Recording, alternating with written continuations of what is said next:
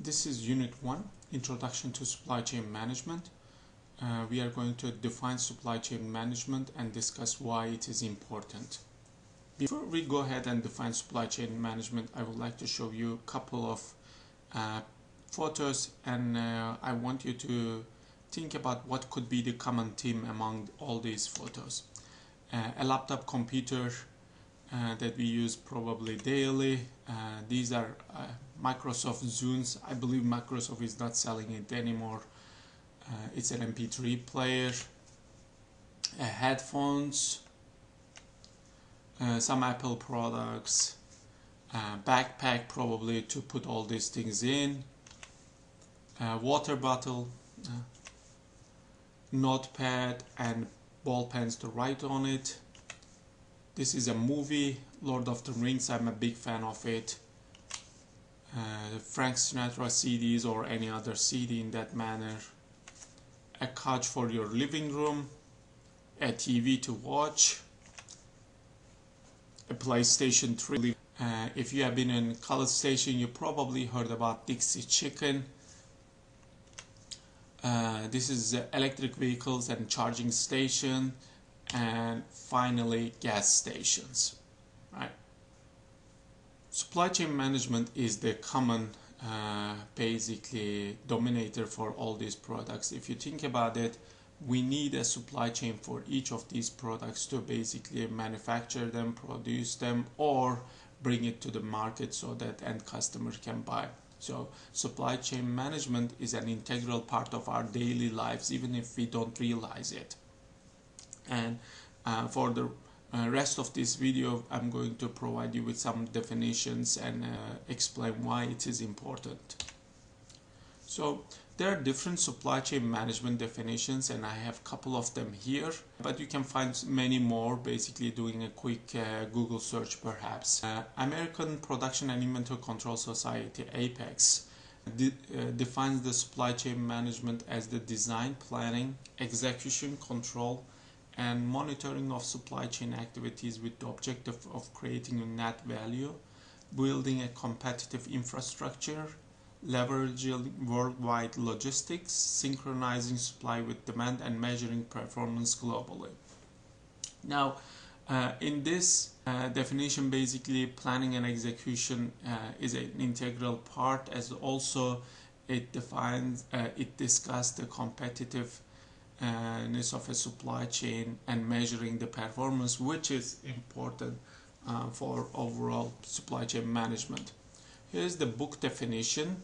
Defines the supply chain management as a set of approaches utilized to efficiently integrate suppliers, manufacturer, warehouses, and stores so that merchandise is produced and distributed at the right quantities to the right locations and at the right time, in order to minimize the system-wide cost while satisfying service level requirements. I personally like this definition probably the most. There are reasons to it, because it basically talks about an integration from raw material to the end customer, and also thinks about the distribution of manufacturing and distribution of these products at the right quantities to the right location. If you have the product at a location which there is no demand, it is not really working for your supply chain, and it needs to be at the right time, right, when the customer requests it. Of course, you may be able to achieve right quantity, right location, and right time, spending a lot of money, but you need to basically minimize the system cost, right? That's an overall objective. And while minimizing it, you need to make sure that you are meeting customer service requirements. But the overall supply chain management is basically, as the supply chain quarterly defines it, is whatever you make of it, right?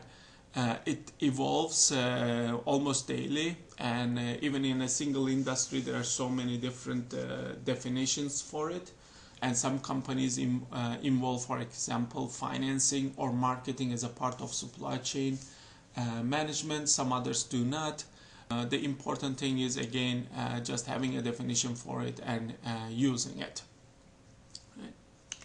Now, supply chain, we talk about the supply chain, but it is more of a network And this simplified figure basically shows that relationship from the raw material to the basically end customer. You get the raw material, then process it at manufacturing facilities, then take them to distribution centers or warehouses, and finally deliver to the final customer location. Now, in a supply chain management, there are three main flows. The first one is the product flow I just mentioned, right? From raw material site to the end customer, right? And then the second one is the information flow. Information flow is bidirectional. What it means is basically as a customer, when you want to buy something, you basically tell the seller that you want to buy certain product at certain time and quantity, and that's an information you share with the seller. And in return, seller shares information like if they have that product available, what is the price of it, and if it is let's say purchased, what is the delivery status, and so forth, right? And finally, there's a cash flow. Cash flow goes opposite to the product flow, right? If you buy something, you have to pay for it, and that goes from the end customer to the raw material side.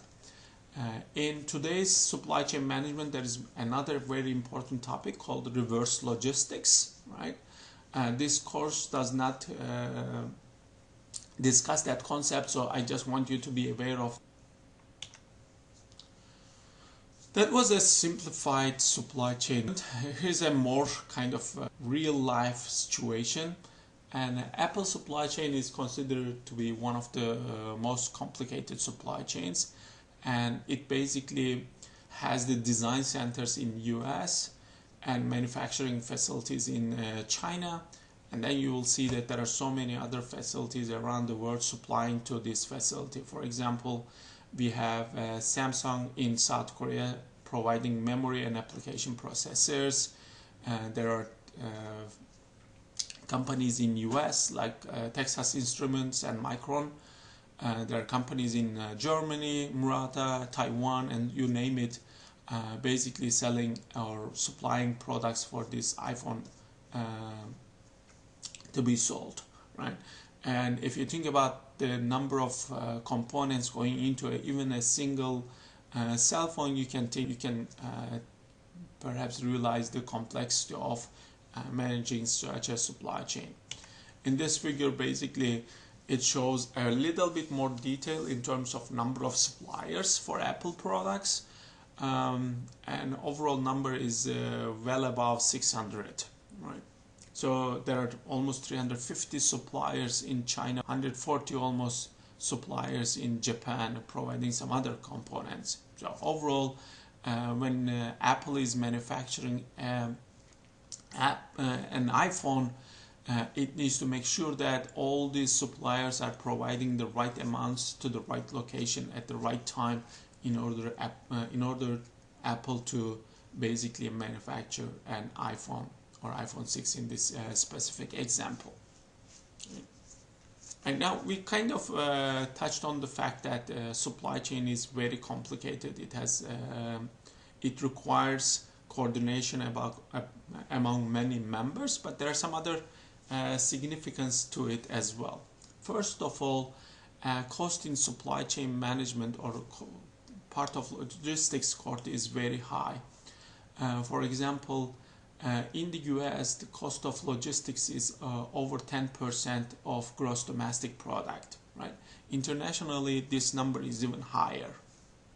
And when they look at the logistics cost as a percent of sales price, it is somewhere between 4 to 30%.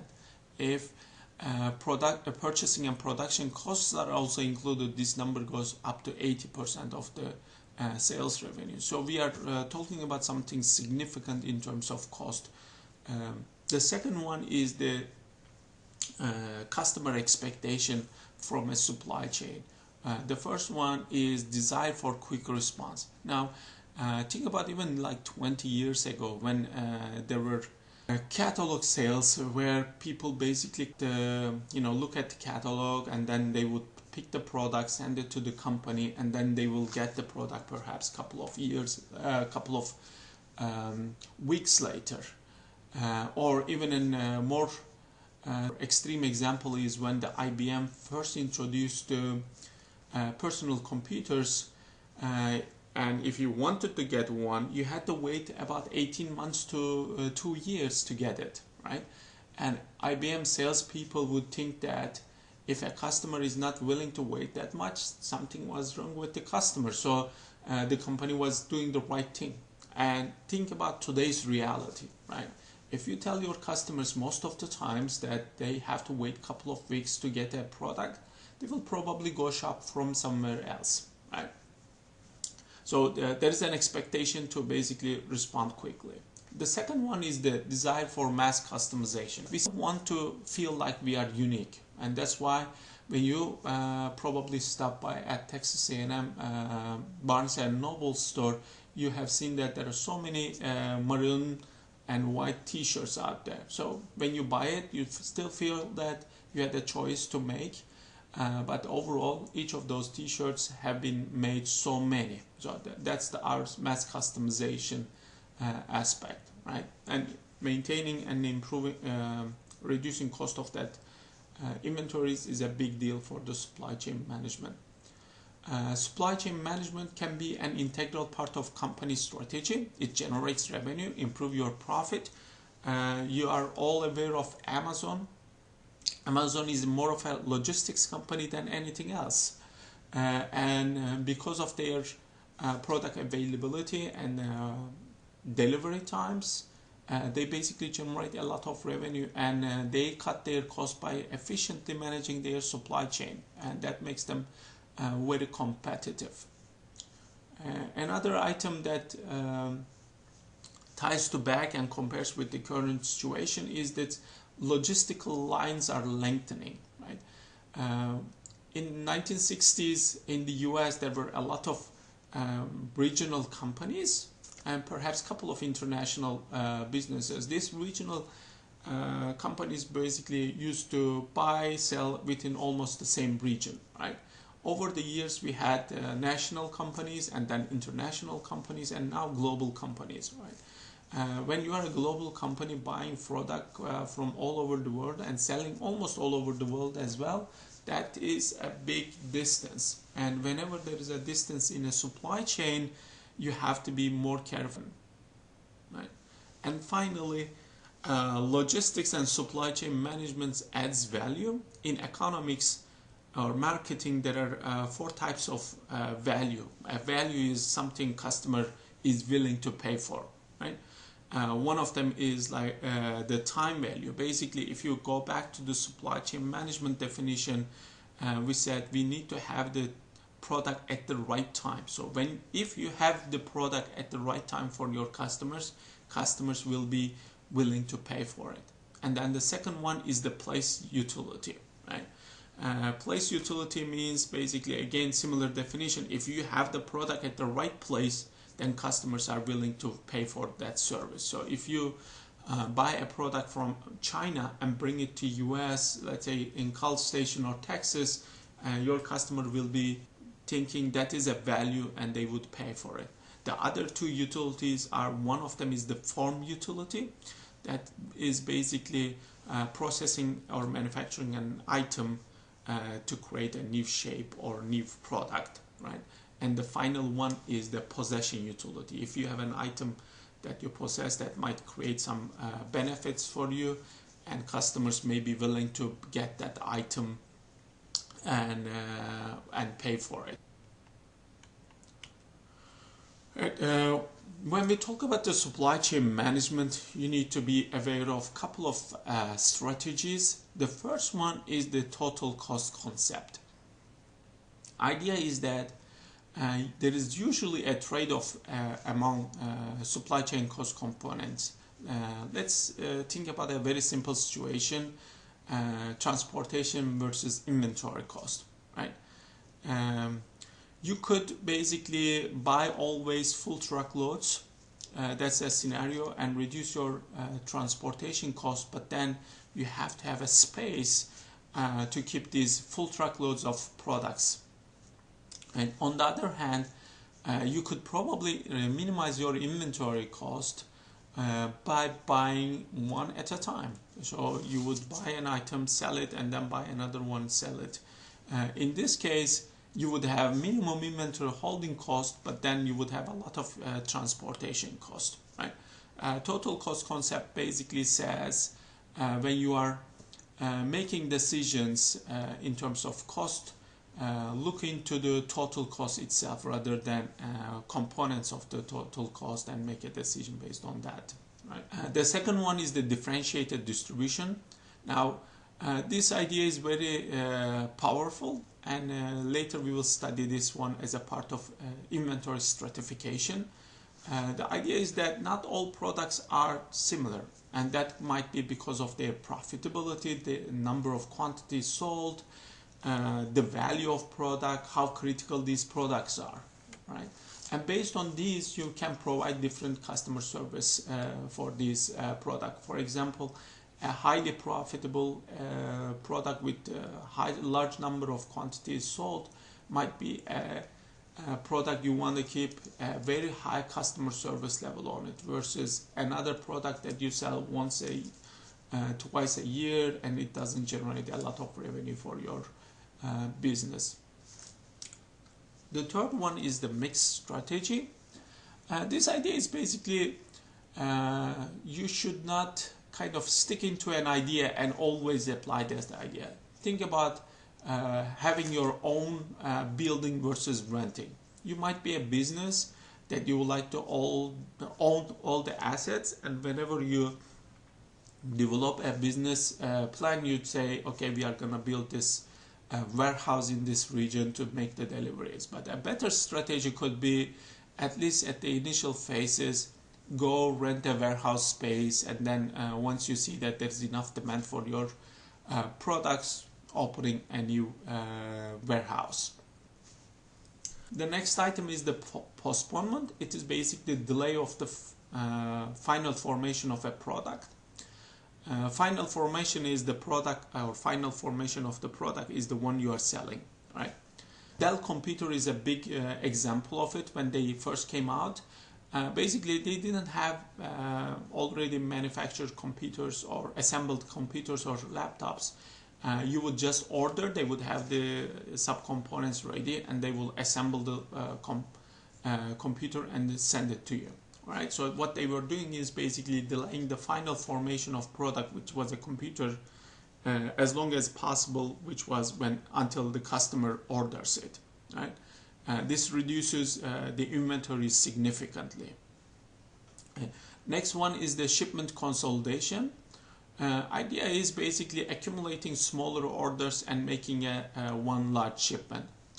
For example, let's say your company has an regional distribution center in Memphis, Tennessee, and you have distribution centers all over the country, and one of them could be located in Houston, Texas. So you ask for a product, and that regional distribution centers immediately ships that one, and then an hour later your system triggers another order, and then the distribution center ship that one as well. So instead of making those smaller shipments, basically idea is accumulate the orders for a while and then make the shipment. And final one is the product standardization. Now, whenever you introduce a variety, you have to keep an inventory for it, right? That's why we would like to standardize the products as much as possible. If you think about the automotive industry, there's a lot of standardization going on. For example, a company may have three, let's say, engine size, 1.5, 2.4, and 3.6 liters. And they may have 20 different vehicles. Basically, these three products goes to those 20 different vehicles. The idea is that by reducing the number of engines, they cut their R&D time and inventories, because they don't need to keep inventory for 20 different vehicles. They have just this pool of products pool of engines they keep.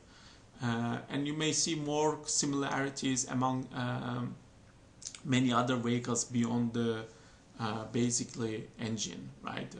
They may be using same computer, same infotainment system, and so forth. All those basically helps company to cut their inventory cost. Thank you for listening to this video lecture. Please let me know if you have any questions.